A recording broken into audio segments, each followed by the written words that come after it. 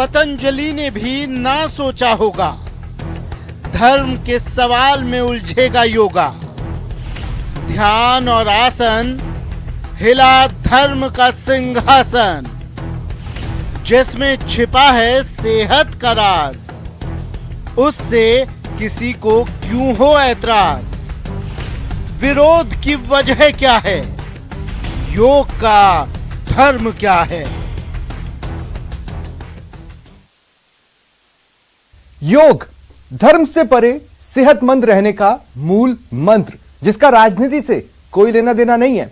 अफसोस यही योग धर्म की राजनीति का शिकार बनाया जा रहा है। नमस्कार, आप देख रहे हैं योग का धर्म क्या है। आपके साथ मैं हूं स्वप्निल। सेक्युलरिज्म बनाम सांप्रदायिकता की बहस में महत्वपूर्ण और अहम मुद्दे हाशिए पर चले जाते हैं। यह कोई नई बात नहीं है। आज इस विवाद के केंद्र में योग है। बहस यह है कि योग सांप्रदायिक है या सेक्युलर। हाशिए पर जो अहम बात चली गई वो ये कि योग का धर्म से कोई सीधा कनेक्शन नहीं है। ऐसे में योग को धर्म संसद में अपनी सफाई देनी पड़ रही है। आज न्यूज 18 राजस्थान पर हम लेकर आए हैं सभी धर्मों के जानकार, हिंदू, मुस्लिम, सिख, ईसाई, जिनसे जानेंगे कि योग उनके दरबार में हाजिरी क्यों दे। आज इसी पर चर्चा।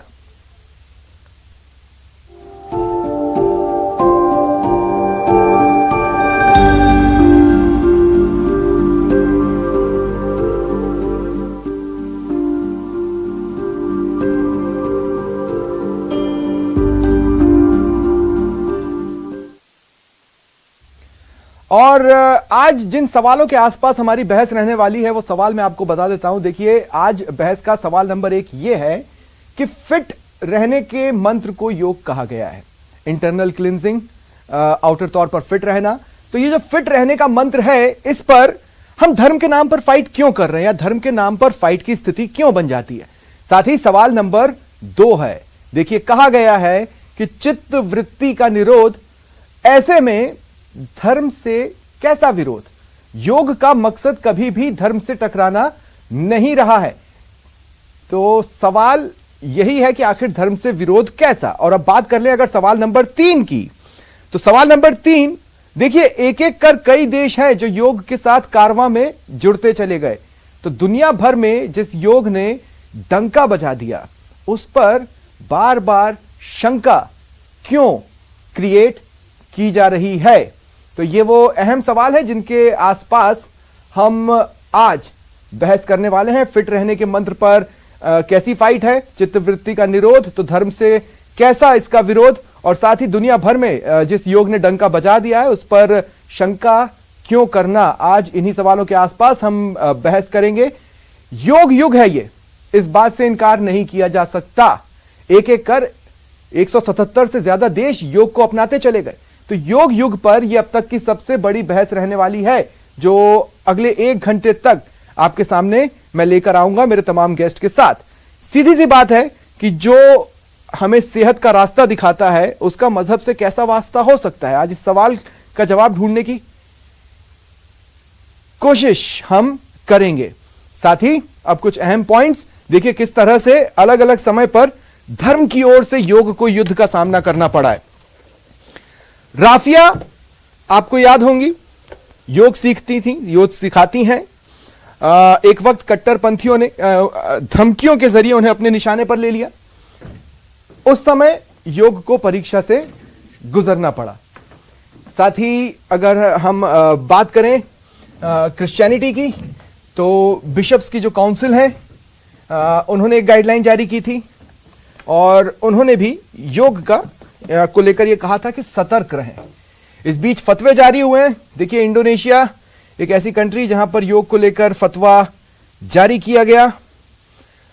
AIMIM नेता असदुद्दीन ओवैसी खुलकर विरोध करते नजर आए योग का। तो ये तो वो प्रमुख घटनाक्रम है जिसके जरिए हम कह सकते हैं कि योग को कुछ लोग पचा नहीं पाए। AMU के स्टूडेंट्स ने एक वक्त ये कहा था कि हमें योग करना होगा तो हम करेंगे, हम पर थोपे ना। इसके अलावा जो मलेशिया है वहां पर भी आलिमों ने योग के विरुद्ध फतवा जारी किया था। अब देखिए योग युग जो ये हम इसे कह रहे हैं वो क्यों है। अंतर्राष्ट्रीय योग दिवस के प्रस्ताव को यूएन ने माना, रिकॉर्ड बहुमत और समय में यह प्रस्ताव पारित भी हुआ था। उस वक्त 177 देशों ने तुरंत ही अपना समर्थन दिया था और योग को अपनाने की बात कही थी। ऐसे में अंतर्राष्ट्रीय योग दिवस अस्तित्व में आया। 177 से ज्यादा देश इस वक्त योग को अपना चुके हैं। अंतर्राष्ट्रीय योग ओलंपिक गेम्स 2020 में आयोजित हुए जिसमें 206 देशों ने हिस्सा लिया। इसका मतलब है कि योग अपना कारवां बढ़ा रहा है। तो सवाल, और आप इसको स्टेटमेंट भी समझ सकते हैं, योग का धर्म क्या है और योग का धर्म क्या है, ये दो तरीके हैं इस सेंटेंस को बोलने के। बहरहाल मेरे साथ जो गेस्ट जुड़ रहे हैं, आइए मैं आपको उनसे इंट्रोड्यूस करवा देता हूं। योग गुरु हेमलता शर्मा जी इस वक्त मेरे साथ जुड़ रही हैं। स्वागत है हेमलता जी। हिंदू धर्मशास्त्री आचार्य अनुपम जौली मेरे साथ जुड़ रहे हैं, आपका भी स्वागत है। शहर नायब काजी सैयद असगर अली जी मेरे साथ जुड़ रहे हैं, आपका भी स्वागत है। डॉक्टर मंजीत कौर सिख स्कॉलर हैं, आपका भी स्वागत करता हूं मंजीत जी। और फादर रेमंड ईसाई स्कॉलर हैं, आपका भी स्वागत है फादर। चलिए चर्चा की शुरुआत करते हैं। हेमलता जी मैं आपसे शुरुआत करना चाहता हूं, आपने जब कभी भी योग को अपनाया होगा तो ये तो मैं कह सकता हूं कि ऐसा तो नहीं है कि धर्म खंगाल कर अपनाया होगा, आपने बस योग अपनाया होगा। जी जी बिल्कुल। देखिए योग जो है ना वो धर्म, आस्था, अंधविश्वास से बिल्कुल परे है। योग एक सीधा साधा विज्ञान है। योग एक वास्तव में जीवन जीने की कला है। योग वो संजीवनी बूटी है जो बता देता है कि जीवन को कैसे खूबसूरती से जिया जा सकता है। तो योग अपनाने का मेरा उद्देश्य यही था कि मैं अपने जीवन को किस तरह से संवार के और अच्छे से अपनी गृहस्थी को चला पाऊं और अपने जीवन को जी पाऊं।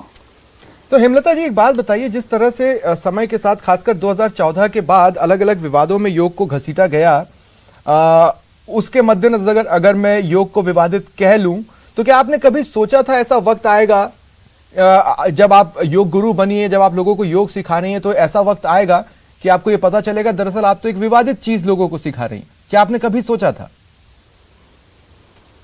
जी बिल्कुल भी कभी सोच में आए ही नहीं, क्योंकि योग वो कला है, वो विज्ञान है। और हमारे साथ जो है कभी भी हम योग सिखाते तो बहुत सारे स्टूडेंट बहुत सारे धर्मों से हमारे पास आते हैं और योग सीखते हैं और अपने जीवन को संवारते हैं। पर हमने कभी नहीं सोचा कि इतना संकीर्ण, इतना छोटा कर देंगे हम योग को। आपके स्टूडेंट्स कभी धर्म रिलेटेड सवाल पूछते हैं योग सेशंस में?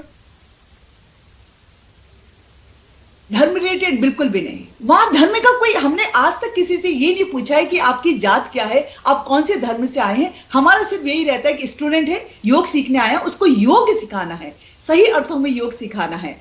और योग जो है वो एक मुक्ति का मार्ग कह सकते हैं।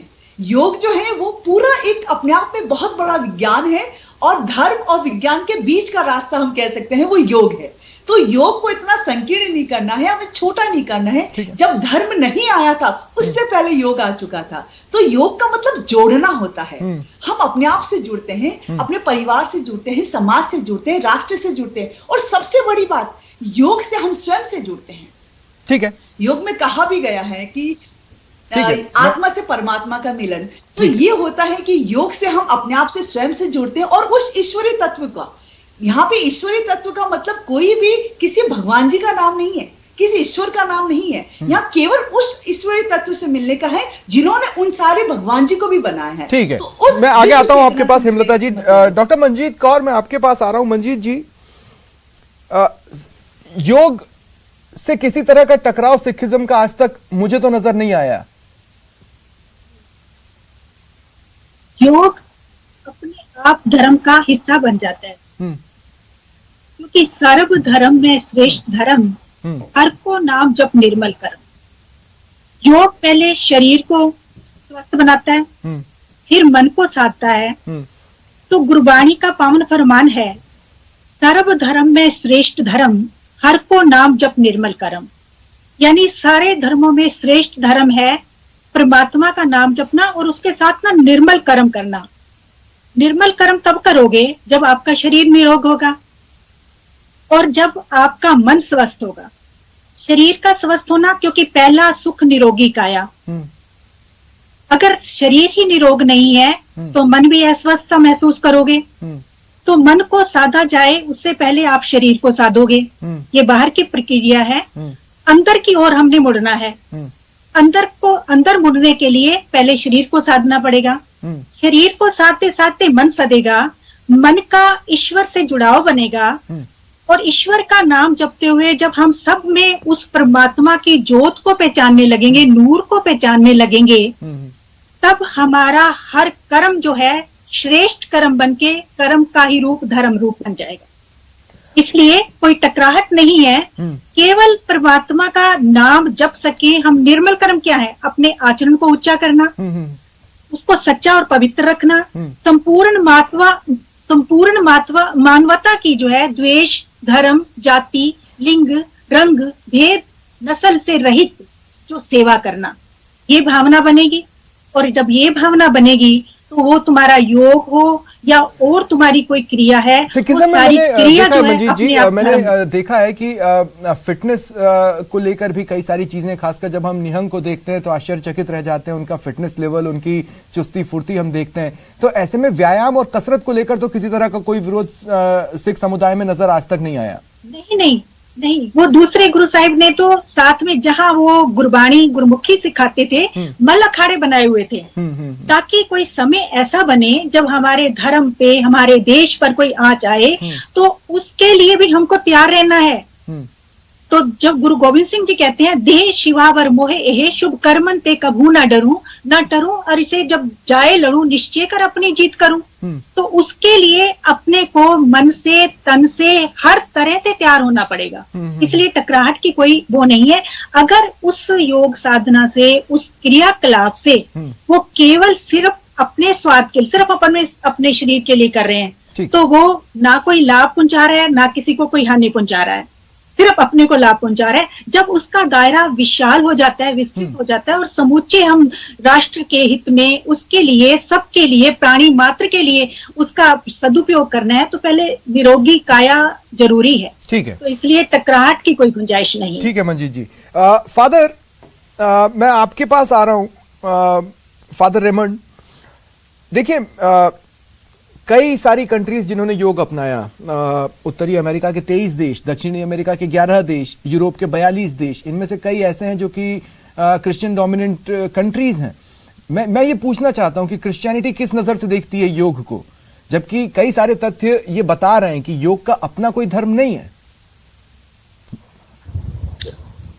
सबसे पहले तो मैं स्पष्ट कर दूं कि योग किसी धर्म से जुड़ा हुआ नहीं है। ओके।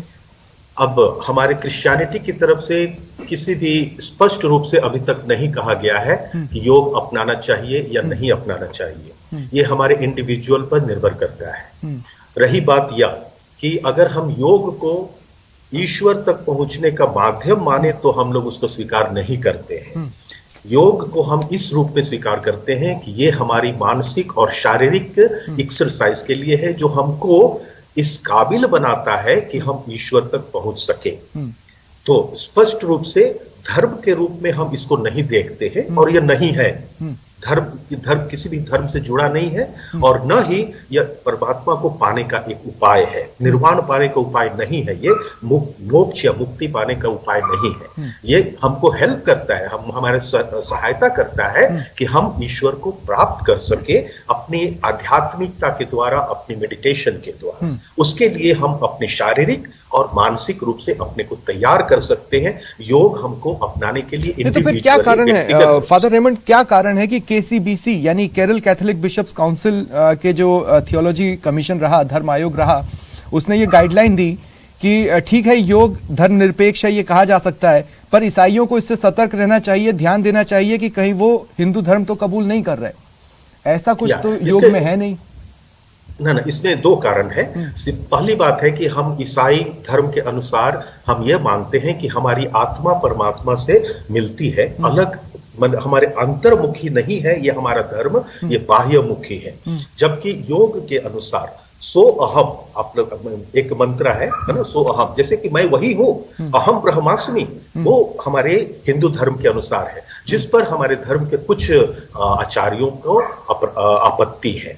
तो कहने का तात्पर्य लेकिन सर जब यही गाइडलाइंस ये कहती हैं कि योग के दौरान अन्य मतों के धार्मिक प्रभुओं के समक्ष ध्यान लगाना अवांछनीय और अस्वीकार्य है, तो योग तो ये कभी नहीं कहता कि धार्मिक प्रभुओं के समक्ष ध्यान लगाओ। एग्जैक्टली ये योग ने कहीं नहीं कहा है। सही बात है। तो फिर अगर ऐसी गाइडलाइन देंगे तो एक मिसकंसेप्शन नहीं बनेगा योग को लेकर।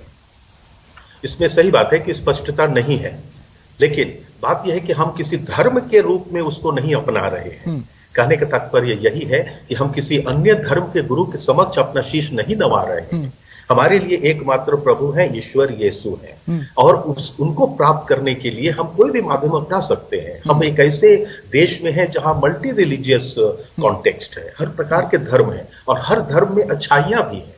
तो उन अच्छाइयों को अपनाने में हमको कोई दिक्कत नहीं है, कोई आपत्ति नहीं होनी चाहिए, मेरा यह व्यक्तिगत मानना है। ठीक है, अब मैं अन्य गेस्ट को भी अपने चर्चा में जोड़ रहा हूं। सैयद असगर अली जी, जनाब आपसे मैं पूछना चाहता हूं कि क्या क्या आपत्तियां हैं, क्योंकि समय समय पर फतवे भी जारी हुए और समय समय पर मुस्लिम समाज के कद्दावर चेहरों ने भी कहा कि योग से शर्म कैसी। तो इतना बटा हुआ क्यों है योग पर मुस्लिम समाज? सौम्यल जी, एक तो मैं ये अर्ज करना चाहता हूँ कि जो 21 जून को हम योग दिवस मनाते हैं और भारत सरकार द्वारा इसको जब वहाँ पर अंतर्राष्ट्रीय स्तर पर इसको रखा गया, अंतर्राष्ट्रीय पटल पर, और बहुत अच्छा हुआ, उसका स्वागत किया गया और इसको एक अंतर्राष्ट्रीय दिवस के रूप में हम मनाने लगे। क्या ये 2015 से पहले लोग कसरत नहीं जानते थे, व्यायाम नहीं जानते थे, उनकी फिजिक्स सही नहीं थी? सवाल ये है कि अगर योग का नाम हम कसरत लें या व्यायाम लें तो किसी को कोई आपत्ति नहीं है, लेकिन योग के जरिए से हम दूसरी चीजें उसके अंदर शामिल कर दें। जैसे मिसाल के तौर पर योग, हाँ मैं वही बता रहा हूँ, शुरुआत में जब योग को हम इंट्रोड्यूस किया गया तो उसमें सूर्य नमस्कार को सर्वप्रथम रखा गया और यहाँ तक कोशिश की गई कि इसको हर स्कूल में अनिवार्य किया जाए। प्रत्येक भारतीय को गोया के करना ही जरूरी है और उसकी फिटनेस इसी से जुड़ी हुई है और इसको नहीं करेगा तो जने क्या हो जाएगा, और वो बिल्कुल ये इस तरह को उसको पेश किया गया। जबकि मैं एक बात कहूँ कि एक व्यक्ति स्वस्थ रहना हर इंसान चाहता है। मोहम्मद साहब ने भी फरमाया कि तुम अपने स्वास्थ्य को बेहतर जानो इससे पहले कि तुम बीमार हो जाओ। कुरान भी इस बात के लिए कहता है कि तुम्हारी फिटनेस बहुत अच्छी होनी चाहिए। मोहम्मद साहब दूसरी जगह कहते हैं कि कमजोर मोमिन से ताकतवर मोमिन बेहतर है, हालांकि दोनों में खैर है। लेकिन सवाल ये है तो क्या कि इस्लाम उसके जरिए से कोई खास, सूरज तो विज्ञान है ना? हाँ हाँ बिल्कुल, एग्जैक्टली, लेकिन सूरज तो विज्ञान है। सुनिए मेरी बात, मैं बता रहा हूँ आपको, सूरज विज्ञान है, धरती विज्ञान है, चांद तारे विज्ञान है, लेकिन ये किसी की ड्यूटी बजा रहे हैं। वो सृष्टि का जो निर्माता है उसी के आदेश पे ये चलते हैं। इसीलिए इसको समय समय पर जब हम कहते हैं कि सूर्य को ग्रहण लग गया, समय समय पर ये बता दिया जाता है सृष्टा द्वारा कि इसके अंदर कोई शक्ति नहीं है। अच्छा, आपकी जानकारी में सूर्य नमस्कार होता कैसे है? सूर्य नमस्कार सर, इसके आप मुझसे पूछ रहे हैं। हाँ, सूर्य नमस्कार के जो भी, मैं बता देता हूँ आपको, सूर्य नमस्कार के जो भी 12 स्टेप बताए जाते हैं और जो बताया जाता है, सबसे पहले उसके सामने खड़ा हुआ जाता है, उसके आगे, और फिर हर स्टेप के साथ मंत्र बोले जाते हैं और बाकायदा उसके अंदर सूर्य के कई नाम के साथ उसकी बड़ाई की जाती है। अब मैं देखिए एक चीज बता दूं आपको, हमारा कुरान ये कहता है कि ये सूरज और ये चांद ईश्वर की निशानियां हैं। ला तस्जुदु, इनके आगे सजदा मत करो, इनके आगे मत झुको, मंत्र मत बोलिए। हाँ, वैसे तो मैं आपको बता दूं कि ऐसे कोई मंत्र बोले नहीं जाते हैं। अगर आपको नहीं चाहिए तो हेमलता जी, क्या आपकी जानकारी में कोई मंत्र बोले जाते हैं जैसे गायत्री मंत्र हैं जो लगातार बोले जाते हैं, ऐसा कुछ है? नहीं, गायत्री मंत्र की, इसमें मैं ये कहना चाहूंगी कि सूर्य नमस्कार से मतलब सूर्य देवता को पूजन से नहीं ले। सबसे पहले तो ये एक शारीरिक व्यायाम है पूरा, जिसमें सारी मांसपेशियों को एक्टिवेट किया जाता है, उनको रक्त का संचार अच्छा हो। क्या कोई मंत्र बोला जाता है? हाँ, मंत्र भी है या नहीं ये पूछिए ना आप। हाँ। नहीं, मंत्र बोला जाता है, बस बात खत्म हो गई। ऐसा कुछ नहीं है। जनाब पूरा जवाब तो सुनिए, आप वो कह रहे हैं ऐसा कुछ भी नहीं है। हाँ बोले, मैं बता दूं आपको, मैं आपकी जानकारी में इजाफा कर दूं जी। मैं ये बोल रही हूँ कि ऐसा कुछ भी नहीं है। सूर्य नमस्कार को उस ढंग से ले आप कि आप पूरे संपूर्ण शरीर का आप व्यायाम कर रहे हैं, शरीर के अंदर रक्त संचार अच्छा होगा, वो तो हो रहा है, व्यायाम में हो रहा है, तो आपको शारीरिक बल और सामर्थ्य। नहीं, अच्छा ठीक है, चलिए जनाब दूसरे तरीके से मैं पूछ लेता हूँ। चलिए, माना कि आपको सूर्य नमस्कार और उस दौरान जो मंत्र बोलना जरूरी नहीं है, अगर कोई बोलता है तो आपको लगता है कि नहीं हमें नहीं बोलना है, ठीक है, आपको सूर्य बाकी आसनों में हाँ, आसन देखिए, मैं बताऊँ आपको, मैं ये कहूँ आपसे कि आप नमाज पढ़ लें, ये बेहतरीन आसान है। और दिन भर में ये सप्ताह में एक बार नहीं करना है, पूरे दिन में एक बार नहीं करना है, बल्कि दिन भर में आप 2.5 से 3 घंटे नमाज पढ़ लेते हैं अगर 5 टाइम करते हैं। लेकिन चूंकि ये नमाज एक पद्धति है इबादत की, हालांकि उसके अंदर मंत्र भी पढ़ा जाता है, आप में से कोई भी इसके लिए तैयार नहीं होगा, चाहे उसमें कितना ही फायदा हो। अगर तैयार हो जाए, मोस्ट वेलकम, मस्जिद में आए। लेकिन सवाल यह है कि चूंकि उसकी जो व्यायाम की जो स्टेप्स हैं वो हमारी इबादत में शामिल हैं, उसमें सजदा भी है, उसमें रुकू भी है, तो वो चीज हम क्यों कर लेंगे? मेरी बात अच्छा, थी मैं यही तो कह रहा हूं, मेरा सवाल था मंत्र को लेकर। मैं आपसे ये पूछ रहा हूं कि चलिए ठीक है कि सूर्य नमस्कार से आपको आपत्ति है, लेकिन और भी तो चीजें होती हैं। अब देखिए, देवबंद ने क्या कहा, दारुल उलूम देवबंद क्या कहा उसने? और कहना चाहूंगी, देवबंद से ये कहा गया कि ठीक है, आप ओम मत बोलिए, आप चाहे तो अल्लाह बोल सकते हैं, लेकिन सूर्य नमस्कार में कोई ऐसी प्रॉब्लम नहीं है। अब देवबंद की बात भी हम ना माने तो किसकी मानेंगे?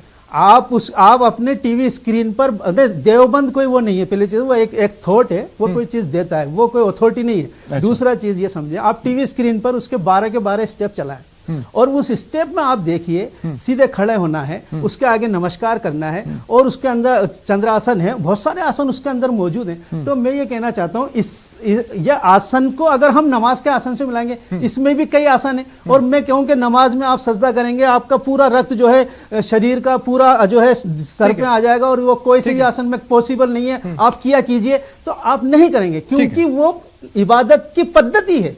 तो नहीं, तो पद्धति भी अलग एक सवाल चीज़ है, और, आपको अलग क्या चीज़ है। लगता है? आपको लगता है कि योग का धर्म हिंदू है? नहीं, बिल्कुल नहीं। मैं ये कहना चाह रहा हूं, मैंने बात यहीं से स्टार्ट की थी कि 2015 से पहले भी दुनिया कसरत करती थी, एक्सरसाइज करती थी। मैं खुद स्टिक योगा करता हूं, ठीक है। पावर योगा सेंटर पार्क में हम लोग सुबह करते हैं, ठीक है। और स्टिक योगा का हमारा एक बहुत बड़ा ग्रुप है। ठीक है, लेकिन उसके मैं अंदर आपके ना पास कोई आता हूँ, मंत्र है, आगे भी आता हूँ। आचार्य जी के पास मैं इतने लंबे समय तक नहीं जा पाया। आचार्य जी, आपके पास मैं आ रहा हूँ। देखिए, आपसे सवाल पूछने से पहले मैं एक बात सिर्फ इतना कहना चाहता हूं कि एक होती है ग्रेविटी, यानी गुरुत्वाकर्षण। गुरुत्वाकर्षण को खोजा था, अगर आप एक तरह से देखें कि उसके जो नियमों की व्याख्या है वो आइजैक न्यूटन ने की थी। तो इसका मतलब ये नहीं है कि जो गुरुत्वाकर्षण है या जो ग्रेविटी है वो दरअसल क्रिश्चियनिटी हो गई। नहीं, वो एक साइंस है, यौगिक विज्ञान है। योग, जहां तक मेरी समझ है आचार्य जी, यौगिक विज्ञान पर धीरे धीरे कर ये मंत्र और ओम और इस तरह की चीजों के साथ हिंदू होने का लेबल लग गया। ये हुआ कैसे? लेबल लगा है, इस बात को भी आप समझिए। क्योंकि आप देखिए, अभी तक जो कंसेप्शंस रहे वो ये रहे कि इससे हम ऊपर वाले से मुक्ति का रास्ता हमारे लिए नहीं हो सकता, या फिर हम नमस्कार क्यों करें, इबादत क्यों करें। योग ने कभी ये नहीं कहा। फिर ये हिंदू का लेबल कैसे लगा? मैं बहुत अच्छा प्रश्न है, और इस पे मैं थोड़ा सा समय चाहूंगा। पहले तो मैं काजी जी से थोड़ा सा मैं इससे इत्तेफाक नहीं रखता। उन्होंने कहा 21 जून को जो विश्व में इसकी व्याख्या, मतलब भारत का नाम हुआ, ये तो हमारी खुशी की बात है कि अगर योग के नाम से हमारा भारत का नाम पूरे विश्व में हुआ, तो इससे अच्छी बात क्या हो सकती है? अगर भारत अगर उसकी उत्पत्ति का कारण बन रहा है, उसका रीजन बन रहा है, तो कितनी अच्छी बात है। देखिए, सबसे पहले तो पतंजलि ऋषि जी ने जो अष्टांग योग, जो उनका जो ग्रंथ है, अगर उसकी बात करें तो हजारों साल पहले जब पतंजलि ऋषि थे, तब ना तो हिंदू, मुस्लिम, सिख, ईसाई कुछ नहीं था। इस सब को देखकर नहीं बनाया था, इंसान के स्वास्थ्य और उसके जीवन की उन्नति के लिए बनाया था। तो उसके अंदर अगर हम देखें तो यम, नियम, आसन, प्राणायाम, ये सब बातें जो है आपको कहीं ना कहीं स्ट्रॉन्ग करती है। स्वप्निल जी, आपने पूछा कि हिंदू धर्म का इनपुट कहां से आया, लेबल कैसे मेरा आंसर है स्ट्रिक्टली आंसर है, ये सिर्फ राजनीति है। सबसे पहली बात बताऊं, इसमें लेवल आ ही नहीं सकता। जब से यहाँ अभी आज ये प्रोग्राम शुरू हुआ है, तो एक अच्छी बात है कि मैंने सबको सुना। तो एक शब्द तो पक्की बात है कि सबे सियाने एक मत, सभी इस मत पे शामिल हैं कि ये योग एक अच्छी परंपरा है। मैंने सबने, किसी ने बुराई नहीं की, ठीक है। अब इसके अंदर जो अगर मैं कहूं कि इसमें हिंदू हिंदू शब्द जो कर दिया, ये सिर्फ राजनीति है, ये एक स्वास्थ्य का विज्ञान है। अच्छा, दूसरी बात यह है कि जहां तक सूर्य नमस्कार पे जो बहस चली है, इसको भी थोड़ा सा क्लियर कर दूं। सूर्य नमस्कार में जो 10 आसन है, क्रम से चलते हैं, एक सिस्टम से चलते हैं, जो पूरे बॉडी का पूरा व्यायाम कर देते हैं, और उसके बाद हम पूरे दिन के लिए सक्षम हो जाते हैं काम करने के लिए। उसमें अगर मंत्र की अगर कोई बात है, तो मंत्र तो एडिशनल है, वो किए करे या ना करे, और वो मंत्र नहीं है। ईमानदारी से बोलूं तो वो मंत्र नहीं है, सिर्फ शब्द है। ओम सूर्याय नमः, ओम सूर्याय नमः मतलब ये जो शक्ति हमें मिल रही है। मैं अगर ज्योतिष से बात करूं तो ये सूर्य हड्डियों का कारक है, जो साइंस भी कहता है। ठीक जैसे है। आपने जो मंत्र बताया हाँ जी। आचार्य जी, वो कॉन्सेप्ट्स तो बाद में जुड़े, शुरुआत में तो ये नहीं था कि इसमें ये बोलेंगे तो एडिशनल हो जाएगा, ऐसा नहीं, तो नहीं, था नहीं, ना? नहीं, शुरुआत में कुछ भी नहीं था। नहीं, आप नहीं, एक ऐसा कुछ सिर्फ भी नहीं एक था। और ये संस्कृति मंत्र के दौरान कोई ये चीज मंत्र विकसित हिंदू हुई धर्म हो नहीं का है। मतलब ये थोड़ा ना है कि वो एक अरे, वो संस्कृति ये का पार्ट मंत्र है। नहीं, एक लाइन है। जैसे स्वप्निल जी, मैं आपको कहूं, स्वप्निल जी आपको नमस्कार, ये नमस्कार है, ये मंत्र नहीं है। और नमस्कार हम अपनी ग्रीटिंग के अंदर करते हैं, तो हम मानते हैं कि जो हमारा सौरमंडल है, उस सौरमंडल में सूर्य जो है वो हमें शक्ति देता है। हमें अगर अपनी खुली आंखों से जो दर्शन होते हैं दिन में सूर्य के और रात को चंद्रमा के, तो उसमें जो सूर्य है वो एक शक्ति का प्रतीक है। तो प्रतीक है, वो कोई भगवान के रूप में उसको नमस्कार नहीं किया जा रहा। अगर हमने लेकिन अब एक नमस्कार बात कर दिया, बताइए, उसमें ठीक कोई बुरी बात है, नहीं लेकिन है। क्या हम अच्छा, सूर्य को देवता नहीं इसको थोड़ा सा और क्लियर कर दो। आचार्य जी, हम लोग सूर्य को देवता तो मानते हैं, हाँ। है ना? ऐसे में आप अगर हाँ, आपको इसको एक्सप्लेन clear कर करना रहा हो कि हम देवता की पूजा नहीं कर रहे हैं, तो फिर हम क्या कर रहे हैं? हाँ हाँ, मैं क्लियर कर रहा हूँ। पूजा एक रिचुअल होता है। यहाँ पर एक नमस्कार एक मुद्रा है। देखिए, ताली मारना भी एक अपने आप में आजकल योग है। जैसे अभी मतलब इन्होंने बोला कि ये सेंट्रल पार्क में जाते हैं और एक्सरसाइज करते हैं, तो उसमें आप देखो बहुत सारे लोग हैं जो ताली मारकर अपने ब्लड सर्कुलेशन को ठीक कर रहे हैं, ठीक है ना? तो ये पहली मुद्रा, मतलब ये मुद्रा जो है, मुद्राओं का बड़े रिजल्ट्स हैं। हमारे हाथ में पांचों उंगलियों में 5 तत्व माने गए हैं, और जब 5 तत्व दोनों एक दूसरे से जुड़ते हैं तो हमारा बैलेंस होता है शरीर, और उसके बाद शुरुआत होती है। तो हर एक के पीछे साइंटिफिक रीजन है, उसको धर्म से जोड़ ही नहीं सकते। परंतु अगर आपने मुझसे एक लाइन में पूछो तो मैंने पहले इसका उत्तर दे दिया कि अगर इसको हिंदू हिंदू किया जा रहा है तो ये सिर्फ राजनीति है और कुछ भी नहीं है। लेकिन इसका एक पर्सपेक्टिव ये भी तो है ना कि आचार्य जी, हो सकता है कि हिंदू समाज के ही चेहरों ने कुछ इस तरह से उसे प्रोजेक्ट किया कि वो उनका हिस्सा लगे। नहीं नहीं नहीं, देखिए, योग शब्द का मतलब होता है प्लस। प्लस का मतलब होता है कि पॉजिटिव, हमारे जीवन में कुछ प्लस। मैं इसी सवाल पर रहूंगा। दरअसल मेरे को एक ब्रेक यहाँ पर लेना है। ब्रेक पर जाने से पहले एक छोटा सा कमेंट मैं हेमलता जी आपसे लेना चाहता हूँ। ये जो फर्स्ट राउंड रहा है डिबेट का, इसके बाद में इंसिडेंसेस पे बात करूंगा जो हुए थे। उससे पहले इस राउंड पर आपका क्या कमेंट है योग गुरु होने के नाते? देखिए, मैं तो ये बहुत खुशी हो रही मुझे ये जान के कि सबका एक मत है कि योग तो करना ही चाहिए। अभी जो सुना है, और बड़ी खूबसूरती से सबने इसको स्वीकारा है, इस बात की मुझे बहुत प्रसन्नता है। और जहां तक सूर्य भगवान का सवाल है, तो हमारा शरीर का रोम रोम, कण कण सूर्य भगवान की ऊर्जा से बना हुआ है। सारी प्रकृति, सारा ब्रह्मांड उस शक्ति से बना हुआ है, तो उस चीज की पूजा करते हैं। इसको संकीर्ण लेके हम नहीं करें। जैसा कि योग गुरु, महर्षि योग गुरु पतंजलि जी ने कहा है कि चित्त वृत्ति निरोध, और ये हमारा चित्त ही है जो सब बिगाड़ रहा है, योग को छोटा बना रहा है। तो चित्त वृत्ति निरोध, हमें इससे ऊपर उठना होगा। धर्म हमको एक खूटे से बांध रहा है, और योग हमको कह रहा है उस खूटे को छोड़ो और थोड़ा आगे बढ़ो, थोड़ा आगे बढ़ के देखो। ये कहना चाहूंगी मैं। ठीक है, मैं यहाँ पर एक ब्रेक के लिए रुक रहा हूँ। मेरा आप सभी से निवेदन है, मेरे साथ बने रहें। एक छोटे से ब्रेक के लिए रुक रहे हैं, जल्द हाजिर होते हैं, इसी चर्चा को आगे बढ़ाएंगे।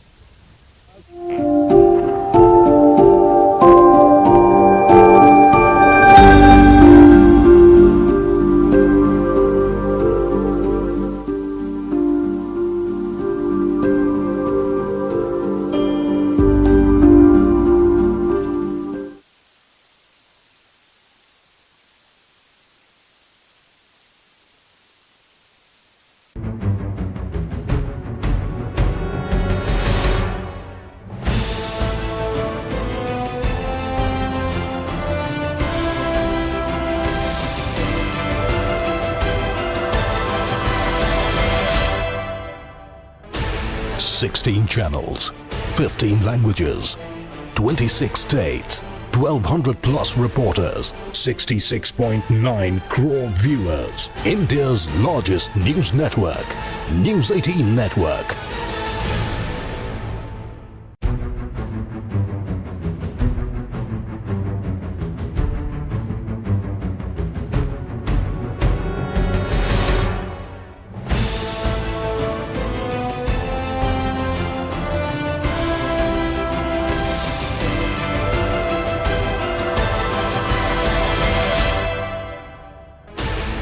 Sixteen channels, 15 languages, 26 states, 1,200 plus reporters, 66.9 crore viewers. India's largest news network, News 18 Network.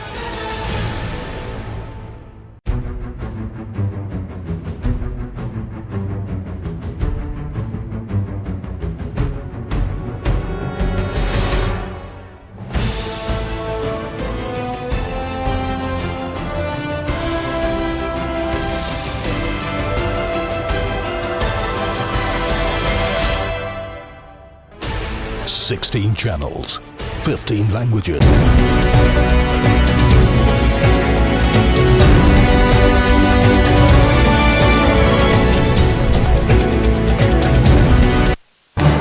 इस न्यूज हेडलाइंस के प्रायोजक पेट सफा आयुर्वेदिक चूर्ण, पेट सफा हर रोग दफा।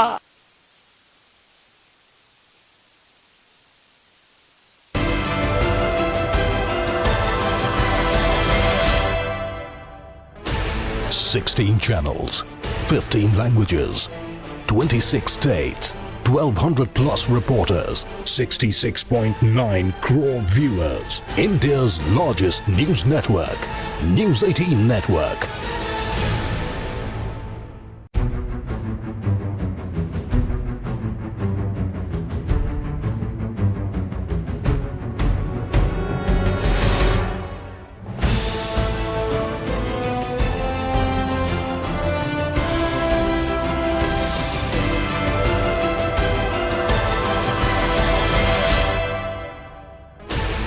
$16 channels, 15 languages, 26 states, 1,200 plus reporters, 66.9 crore viewers. India's largest news network, News 18 Network.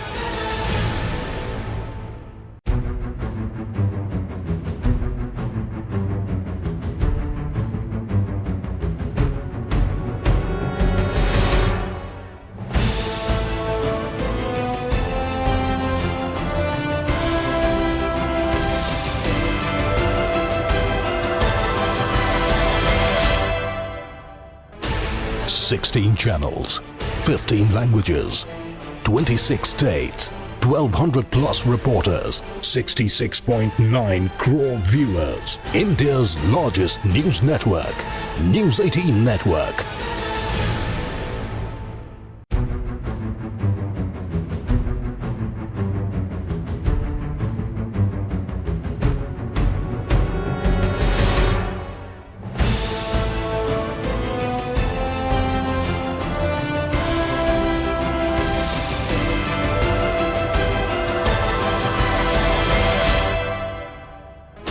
$16 channels, 15 languages, 26 states, 1,200 plus reporters, 66.9 crore viewers. India's largest news network, News 18 Network.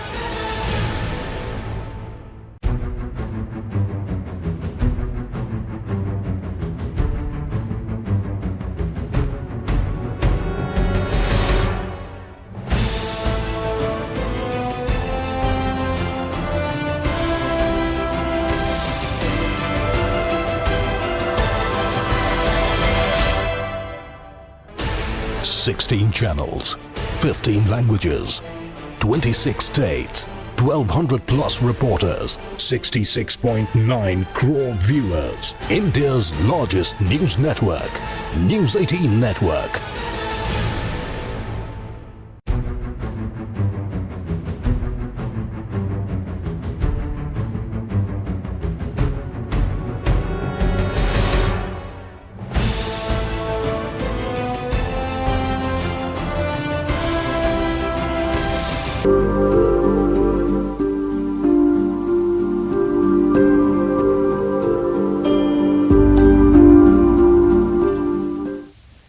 Break के बाद स्वागत है आप सभी का और आप देख रहे हैं योग युग पर अब तक की सबसे बड़ी बहस न्यूज 18 राजस्थान पर। योग पर धर्म संसद चल रही है और तमाम धर्म के प्रतिनिधि हमारे साथ मौजूद हैं और योग पर अपने अपने विचार रख रहे हैं। इसी बातचीत को, इसी चर्चा को आगे बढ़ाते हैं।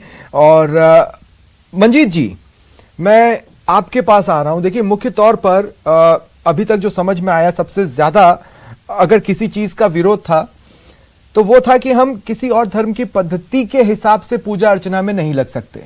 ठीक है, सूर्य नमस्कार, क्या सिखिज्म भी इसे किसी तरह के अंतर्द्वंद के रूप में लेता है या फिर वो एक्सेप्टेबल है? सर, ऐसा है कि जो गुरबानी है ना, उसमें सब चीजें, जो प्रकृति की कोई भी चीज है, उसको ईश्वर अधीन माना है। उसका रचयिता, उसका सृजनहार वो परिपूर्ण परमात्मा है। तो ये सब चीजें देवी देवता के रूप में जब हम इसकी पूजा अर्चना करते हैं, जिस धर्म में इनको पूजा के तरह माना गया है, उनके लिए कोई ऑब्जेक्शन नहीं है। व्रत रखना या इस तरह सूर्य नमस्कार या जो भी प्रक्रिया जिस भी धर्म की है, इबादत का, पूजा अर्चना का, जिसका जो ढंग है उनको मुबारक है। लेकिन जब वो बात किसी पर थोपी जाती है दूसरे धर्म वालों पे, तो वो हजम नहीं होती। जैसे कहा गया कि भाई हम सूर्य नमस्कार में मंत्र का भी उच्चारण करना पड़ता है। सचमुच अगर हम इस विषय को लें तो गुरु नानक देव जी से जब सिद्धों ने प्रश्न किया, इसमें आपको उस सारे प्रश्न का जवाब मिल जाएगा। ठीक है। जब गुरु नानक देव जी से सिद्धों ने सवाल किया कि आप हमारी तरह से योग क्यों नहीं करते हो, और उन सारे जो उनके पहनने के, जो रहने के उनका ढंग है, उस पद्धति को क्यों नहीं अपनाते हो। तो गुरु नानक देव जी का बड़ा प्यारा जवाब था, मुंदा संतोख सरमपत झोली ध्यान की करे विभूत, खिंता काल कुआरी काया जगत डंडा प्रतीत, आई पंथी सगल चंबाती मन जीते जगजीत। उन्होंने पूछा कि हम कानों में कांच की मुद्राएं डालते हैं, आपने वो नहीं डाली हुई। गुरु नानक देव जी का जवाब था, हमने संतोष की मुद्राएं धारण कर रखी हैं, जो दिखाई तो नहीं देती, लेकिन वो एक गुण में, एक नैतिक मूल्य के रूप में उसको धारण कर रखा है। क्योंकि बिना संतोष कोई नहीं को राजे, गुरबाणी में पावन पंक्ति है, बिना संतोष रूपी धन के कोई तृप्त हो ही नहीं सकता, चाहे उसके पास कोई भी कितने भी सुखों के साधन क्यों ना हो। फिर उन्होंने कहा कि सरम पत झोली, जो सरम यानी मेहनत की जो हमारे पास जो ये गुदड़ी एक धारण की जाती है, उनका एक लिबास है, एक पद्धति है, उनका ढंग है रहने का। तो गुरु पातशाह कहते हैं कि हमने जो धारण कर रखा है वो मेहनत की गुदड़ी, हमने गोदड़ी जो एक अलग अलग कतरनों से बना हुआ एक लिबास है जो वो धारण करते हैं। एक बार फिर आप बताएंगे मंजीत जी, ये गुरु साहब और किन के बीच में कन्वर्सेशन है जो आप कोट कर रही हैं? ये सिद्धों के, जो योगी और सिद्ध है ना, सिद्ध पुरुषों और योगियों में, योगी जो योग करने वाले, उनमें पंजाबी में उसको योगी कह देते हैं और आप योगी कहते हैं, योग करने वाले। योग करने वाले योगी और सिद्ध पुरुषों के बीच में उनका वार्तालाप हुआ, संगोष्ठी हुई, और ये पूरी एक वाणी जो है गुरु ग्रंथ साहिब में, बहुत बड़ी वृद्धाकार की वाणी जो है वो उसमें संकलित है गुरु ग्रंथ साहिब में। तो उसके संदर्भ में मैं आपसे, जपजी साहिब में इन्होंने सिद्धों ने जो प्रश्न उठाया, तो गुरु नानक देव जी ने उसका सहज जवाब दिया कि हमने मुद्राएं जो कांच की आपने पहन रखी हैं, धारण कर रखी हैं, हमने संतोष की धारण कर रखी हैं, बेशक वो दिखाई नहीं देती। सरमपत झोली और हमारी जो झोली, जो गोदड़ी आप धारण करते हो, वो सरम हमारी मेहनत की। क्योंकि जब हम उस योग साधना में आ जाते हैं, जैसे पहले जाकर कंदराओं में, गुफाओं में या हिमालय की चोटियों पर जाकर इस तरह से साधना करना और घर गृहस्थी का त्याग कर देना, तो उसका एक तरह से खंडन किया कि कहते हैं ये नहीं, लेकिन अभी तक की जो चर्चा हमने की उसमें ये पोर्शन आया था कि मंत्र बोले जा रहे हैं, पर मैं फिर इस बात को दोहरा रहा हूँ कि एक मिसकंसेप्शन है, इसीलिए हमें बैक टू पवेलियन नहीं होना है। उसके आगे की जो बातचीत है उस पर मैं पूछ रहा हूं कि क्या आपत्तियां, मतलब योग किए जाने की पोशाक को लेकर भी आई? आज हम देखते हैं कि टी-शर्ट और लोअर में भी लोग कर रहे हैं, या निकर और टी-शर्ट में कर रहे हैं, या फिर जिसको जिसमें इजी लग रहा है वो उसको पहनकर योग कर रहे हैं। हाँ जी, तो मतलब कहने का भाव ये है कि अगर वो मंत्र उच्चारण करवाया जा रहा है या किसी धर्म की उस आड़ में उस चीज को लिया जा रहा है, तो हम उस समय में अपना मंत्र उच्चारण कर लें। हाँ। तो ये तो नहीं है कि हमें बंदिश है कि आप अपने अंदर क्या उच्चारण कर रहे हो, आपका जुड़ाव किससे है, आपका लगाव किससे है, आपको क्या चीज उस परमात्मा से जोड़ती है। हम जो ओम शब्द है उसके आगे गुरु नानक देव जी ने एक लगाया है, मतलब एक परमात्मा की आराधना। तो आपके पद्धति में जो भी आपका मंत्र है, गुरु मंत्र है, मूल मंत्र है, जो भी मंत्र है, आप उस समय उसका उच्चारण। ठीक है, ठीक है। फादर रेमंड, मैं आपके पास आ रहा हूँ। फादर रेमंड, देखिए, मेरी स्टडी, मतलब half of my study convent से हुई है। मैंने फेस्टिवल्स मनाए हैं। मुझे ये क्रिश्चियन फेस्टिवल या मुस्लिम फेस्टिवल कहना बिल्कुल पसंद नहीं है। मैंने भी फेस्टिवल्स मनाए हैं और मैंने स्टेज पर कैरल्स भी गाए हैं, लेकिन उससे मेरी धार्मिक मान्यताओं पर कोई प्रभाव पड़ा हो ऐसा तो नहीं है जी। एकदम सही बात तो है। फिर संदेह, क्रिसमस जो है नहीं, सही बात है। आजकल क्रिसमस केवल क्रिश्चियन के लिए नहीं है, दिवाली केवल हिंदुओं के लिए नहीं है। हम भारत में है तो सब हम लोग सब त्योहार मनाते हैं। मैं भी मनाता हूँ दिवाली, मैं भी मनाता हूँ होली, इसमें कोई प्रॉब्लम नहीं है। अब जैसा कि मैं मैडम को बहुत धन्यवाद देना चाहता हूँ, उन्होंने बहुत स्पष्ट कहा है ना, हमारी जितनी भी सृष्टि हुई है, अगर बाइबल का पहला पार्ट, पहला ग्रंथ आप देखेंगे, first chapter of the Bible उत्पत्ति ग्रंथ है, उसमें स्पष्ट रूप से कहा गया है कि ईश्वर ने सारी सृष्टि की रचना की है। दुनिया में जितनी चीजें हैं, चाहे वो सूर्य हो, चंद्रमा हो, पेड़ पौधे, पशु पक्षी, यहां तक इंसान भी ईश्वर ने बनाई है। ठीक है। अब अगर हम, जैसा कि पहले भी चर्चा हो चुकी है, अगर हम उनके सामने नतमस्तक होते हैं तो हमारे लिए संभव नहीं है। हम इंसान के आगे सिर नहीं झुकाते हैं। अब बात रही, अगर योगा को हम धर्म से जोड़ते हैं तो इसमें जो मंत्रोच्चार करना है वो बेकार की बातें हैं, उसमें हम कभी शामिल हो ही नहीं सकते। ईसाई के रूप में हम किसी भी, चाहे वो सूर्य जी हो या कोई भी हो, उनके सामने हम नतमस्तक मंत्रों के द्वारा नहीं कर सकते। बात रही योगा, जो है मेरे ख्याल से योगा जो है एक शारीरिक और मानसिक अभ्यास है। लेकिन फिर देखिए, फिर बात वही है कि अगर थियोलॉजी कमीशन को गाइडलाइन जारी करनी पड़ी और कुछ सेंटेंसेस बोलने पड़े, वो भी एक मतलब प्री डिटरमाइंड होकर, मैं इसलिए कहूंगा क्योंकि वो संदेह व्यक्त कर रहे थे। ऐसा कुछ हुआ या नहीं हुआ उन्होंने वो नहीं देखा था। दरअसल वो घटनाक्रम ये था कि सिस्टर टेरेसा थी, फादर रेमंड, सिस्टर टेरेसा, जो कि शायद अपने आप में योग सिखाने वालों में अकेली होंगी मेरे हिसाब से। उन्होंने ये कहा कि उन्होंने हिंदू आश्रम में जाकर योग सीखा, लेकिन उनकी धार्मिक मान्यताओं पर कोई प्रभाव नहीं पड़ा। इसका मतलब ऐसा कुछ तो नहीं हुआ होगा उस आश्रम में जो उनको हिंदू बनाने की कोशिशों के तहत देखा जाए। फिर डर किस बात का? नहीं, इस रूप में नहीं देखा जा रहा है। हमारे बहुत सारे ऐसे फादर और सिस्टर लोग हैं जो योगा अभी भी चलाते हैं, कराते हैं ना। हम लोग स्वयं अपने कॉलेज में योगा का अभ्यास करा रहे हैं, और कल हमारे कॉलेज में जितने भी शिक्षक लोग हैं, कर्मचारी लोग हैं, उनके लिए योगा हम लोग करने जा रहे हैं। उसके लिए कोई प्रॉब्लम नहीं है। धर्म के प्रति हमारा कोई शंका नहीं है कि आप धर्म परिवर्तन कराएंगे, लेकिन अगर हम इसको धर्म के रूप में देखेंगे तो हमको शक है। हम इसको स्वीकार नहीं कर सकते धर्म के रूप में, और ये नहीं होना चाहिए। जैसा कि सर ने बताया, कोई एक व्यक्ति ने आपसे कहा कि इसको एक पॉलिटिसाइज कर दिया गया है, धर्म से जोड़ने की कोशिश की गई है। यहां तक कि मंत्र को भी जोड़ने की कोशिश की गई है कि आप हिंदू होकर ही करो। ऐसी बात नहीं होनी चाहिए। हाँ, तो अपने अपने तरीके से करने की स्वायत्तता तो सभी को दी गई। और देखिए, कॉन्स्पिरेसी तो कहीं भी हो, किसी भी चीज को लेकर हो, उसको कौन सही ठहराएगा? आचार्य जी, अगर कॉन्स्पिरेसी है तो कौन सही ठहराएगा? आप फोर्स तो नहीं कर सकते कि नहीं आपको ये ऐसे करना होगा और इसी तरीके से करना होगा। भाई योग में भी अगर हम कुछ आसन नहीं कर पाते हैं तो जो योग इंस्ट्रक्टर है वो ये बताता है कि अच्छा, इसको ना इस तरीके से करने की कोशिश करो, हो सकता है उसका हाफ भी अचीव किया तो इनफ है। बिल्कुल बिल्कुल बिल्कुल।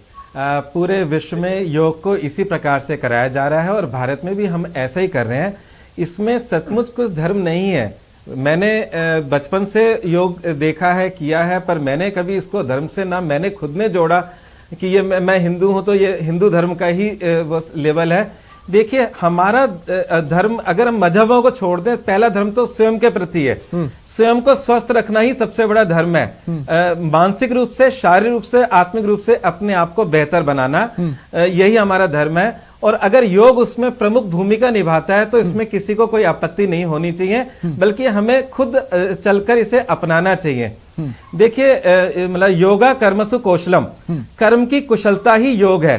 अगर हम कंसंट्रेशन लेवल से अच्छी पढ़ाई कर पा रहे हैं योग की वजह से, तो हमें इससे क्या नुकसान है? अगर हम खेलों में अच्छे प्रदर्शन कर पा रहे हैं योग की वजह से, तो इसमें किसी को क्या दिक्कत है? तो मेरा ये मानना यह है कि जब हम अपने को परफेक्ट बनाने के लिए योग के कुछ चीजों को, आसनों को, मुद्राओं को अपने जीवन में जोड़ते हैं तो क्या दिक्कत है? मैं आपको एक बात बताता हूं स्वप्निल जी। कुछ समय पहले जब कोरोना काल में हम लोग बहुत त्रस्त हैं, तो मुझे ध्यान है कि आप एम्स के डॉक्टर और तीन बड़े बड़े मतलब हॉस्पिटल के डॉक्टर थे, और उन्होंने अनुलोम विलोम को बहुत ज्यादा ओके किया था कि अनुलोम विलोम किया जाना चाहिए, ये कोरोना से बचने के लिए बहुत अच्छा योग है। तो कहने का मतलब ये है कि क्या आप इसी में ये नहीं सोचते कि इसके पीछे विज्ञान छिपा है, धर्म नहीं? डेफिनेटली ये पूर्णतः वैज्ञानिक है। मेरे को आपकी बात बहुत अच्छी लगी कि न्यूटन ने अगर कोई साइंस दिया तो वो सबके लिए, वो कोई क्रिश्चियन नहीं है वो। अगर एडिसन ने बल्ब की उत्पत्ति की तो वो सबके लिए है, उसमें कोई धर्म नहीं आ गया। तो ऐसी पतंजलि ने अगर योग को डेवलप किया तो वो सबके लिए है। आपको एक छोटी सी बात बताता हूँ, हमारे भारतवर्ष में आपने आयंगर योगा का नाम सुना होगा। तो आयंगर जी अब नहीं रहे, पर करीब 96 साल उन्होंने जिंदगी जी। तो बीएस के आयंगर जी खुद बीमार रहते थे, उनका शरीर ठीक ढंग से काम नहीं करता था। तब उन्होंने कुछ डेवलप किया जिससे वो योग कर सके, और जो चीजें डेवलप की वो आयंगर योगा के नाम से पूरे विश्व में विख्यात हो गई। आचार्य जी, मैं आपको एक बात बताना चाहता हूँ, मैं आपको एक बात बताना चाहता हूँ, योग के इतने फॉर्म्स हो गए ना कि देखिए, रेसलर कम्युनिटी ने अपने तरीके का अपने बेनिफिशियल योगा भी निकाला है, इसके अलावा हमने वाटर योगा भी देख लिया। अब योग के इतने फॉर्म्स हो गए कि आप इमेजिन नहीं कर सकते। मैं ये कहना चाहता हूं कि उसके बाद हम कुछ पर्टिकुलर चीजों के आसपास बात कब तक करेंगे। जनाब, मैं आपके पास आ रहा हूं, सैयद असगर अली साहब, मैं ये पूछना चाहता हूं, ठीक है, सूर्य घूम फिर कर योग पर बात हो, सिर्फ सूर्य नमस्कार पर आकर टिक जाए, ये बात तो आप भी मानेंगे कि हजम नहीं होना चाहिए। जितना अभी मैंने आपको रीड किया, आप एक कट्टर मुसलमान हो सकते हैं लेकिन आप कट्टरपंथी नहीं है, इतना तो मैं इस डिबेट के दौरान आपको समझ पाया हूं। मैं ये कहना चाहता हूं कि राफिया अगर योग गुरु बन योग सिखा रही थी तो वो रश्मि तो नहीं हुई थी, वो थी तो राफिया ही, फिर भी परेशान की गई। स्वप्निल जी, आपके नज़दीक कट्टरपंथी की क्या परिभाषा है ये तो मैं नहीं जानता, लेकिन मैं ये जानता हूँ कि कट्टरपंथी उसको कहते हैं कि अगर कोई डॉक्टर है, अगर वो अपनी शिक्षाओं पर अमल नहीं करता है तो वो कट्टरपंथी नहीं है। तो इस मामले से तो मैं कट्टरपंथी हूँ। दूसरी बात ये कि हर चीज़ को इंसान दूसरी बात मैं अर्ज करना चाहता हूँ कि इस्लाम का जो कंसेप्ट है वो एक ईश्वरवाद को बल देना है, और एकेश्वरवाद को ही इस्लाम प्रैक्टिसिंग अभी पूरी दुनिया में मानता है। हालांकि जितने भी धर्म हैं वो सभी एकेश्वरवाद की शिक्षा देते हैं, जैसे फादर रेमंड भी कह रहे हैं, और हमारे जो सिख बहन है उन्होंने भी इस बात को कहा कि एकेश्वरवाद को ही हम बल देते हैं। और मैं आपसे ये कहता हूं कि हिंदू धर्म में भी एकेश्वरवाद को ही बल दिया गया है। इसीलिए जो हिंदू धर्म का जो ब्रह्म सूत्र है, एकम ब्रह्म दिव्यते नास्ते नहना नास्ते किंचन, कि वो एक ही ब्रह्म है, दूसरा नहीं है, जरा सा भी नहीं है, जरा सा भी नहीं है। उसी को अगर मैं अरबी में कहूं तो ला इलाहा इल्लल्लाह, ये तो एक बात हो गई। मैं दूसरी बात ये कहना चाहता हूं कि अगर कोई बल्ब है और उस बल्ब में से मुझे रोशनी मिल रही है तो वो बल्ब मेरे लिए कोई मायने नहीं रखता है। कल वो फीस हो गया तो मैं उसे उठाकर बाहर फेंक दूंगा। असल चीज वो है जो उसके अंदर दौड़ रही है, वो करंट है, वो उसका सृष्टि निर्माता है जिसने उसके अंदर ऊर्जा पैदा की है, जो मुझे शक्ति दे रहा है। योग में क्या दौड़ रहा है? नहीं, मैं सूर्य, मैं अमूमन मैंने देखा है कि इस्लाम सिर्फ सूर्य नमस्कार पर आकर ही बात कर रहा होता है।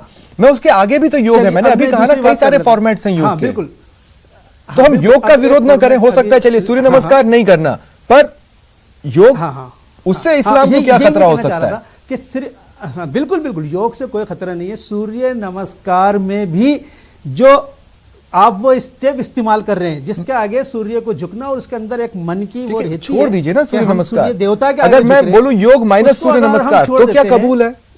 हाँ बिल्कुल, मैं बताऊं ना आपको, स्टिक योगा है। अभी आपने कई योगा की फॉर्म बताई।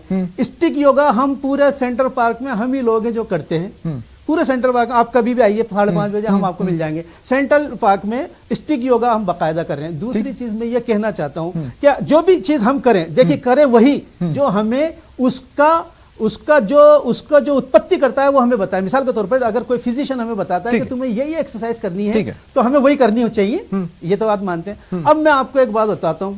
श्री राम जी से हनुमान जी ने पूछा कि मैं ये कुछ स्टेप करना चाहता हूं, मुझे आप बताएं कि मैं कौन कौन से स्टेप करूं। और ये जो मैं बात बताने जा रहा हूं, ये विजयवाड़ा की जो म्यूजियम है आंध्रा के अंदर, उसके अंदर ये पुस्तक रखी हुई है। वहां से मैं आपको रेफरेंस देकर पढ़ रहा हूं। श्री राम जी भक्त हनुमान से कहते हैं कि प्रथमम तारकम चेवा, सबसे पहले सीधे खड़े हो जाओ।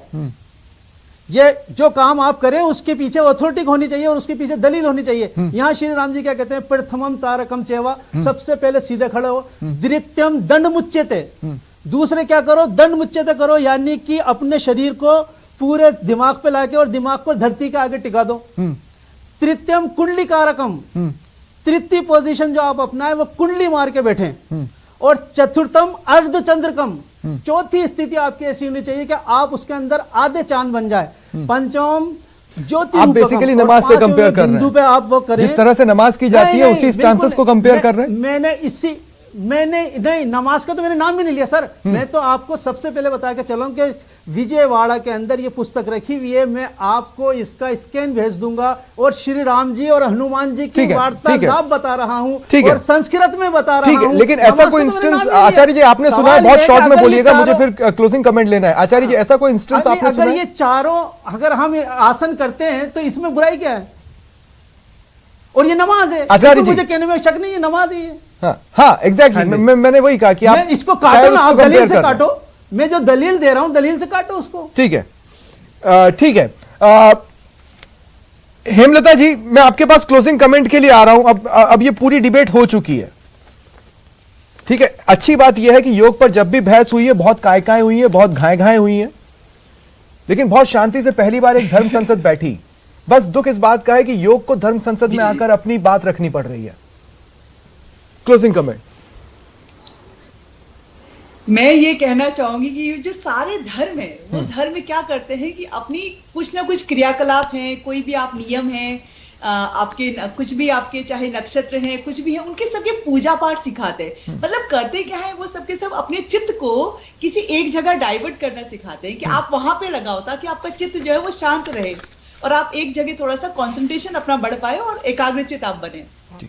और पतंजलि महर्षि पतंजलि जी ने तो कहा है कि चित्त को ही खत्म कर दो, चित्त वृत्ति निरोध, उसके आगे सोचो, उसके आगे बढ़ो।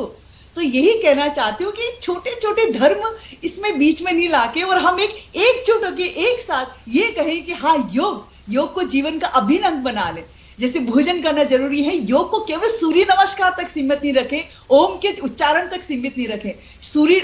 योग जो है वो अपने आप में एक जीवन शैली है, जीवन जीने की कला है, जीवन का विज्ञान है योग। इस तरह से हम योग को ले तो हम भी ठीक रहेंगे, अच्छे रहेंगे। और योग का असर इस बैठे हुए केवल अन्नमय कोश में नहीं होता है, इसके अंदर जो प्राणमय कोश है, जहां श्वास प्रश्वास की क्रिया, जहां प्राणायाम कहा जाता है, उसके अंदर जो हमारा मनोमय कोश है, वहां पे जहां हमारा चित्त काम करता है, हमारे थॉट प्रोसेस काम करते हैं, उसके अंदर हमारा ज्ञानमय कोश है, जहां हमारा विजडम है, हमारी बुद्धि है, विवेक है, सही बुरे का ज्ञान है, वहां तक योग कार्य करता है। जब हम जीवन में सही बुरे का ज्ञान हमारे पास है और हम अच्छा डिसीजन लेंगे तो हमेशा उसके अंदर पांचवा जिसको कोश कहा जाता है आनंदमय कोश, हमेशा आप बहुत आनंदित रहेंगे, प्रसन्न रहेंगे आप। तो योग वो कला है, वो विज्ञान है कि आपको अंदर तक पूरा हील कर देती है, आपकी कार्य करती है। हेमलता जी, आचार्य जी, सैयद साहब, डॉक्टर मंजीत कौर और फादर रेमंड, आप सभी का बहुत बहुत शुक्रिया मेरे साथ जुड़ने के लिए और अपनी अपनी बात रखने के लिए। फिलहाल इतना ही, नमस्कार।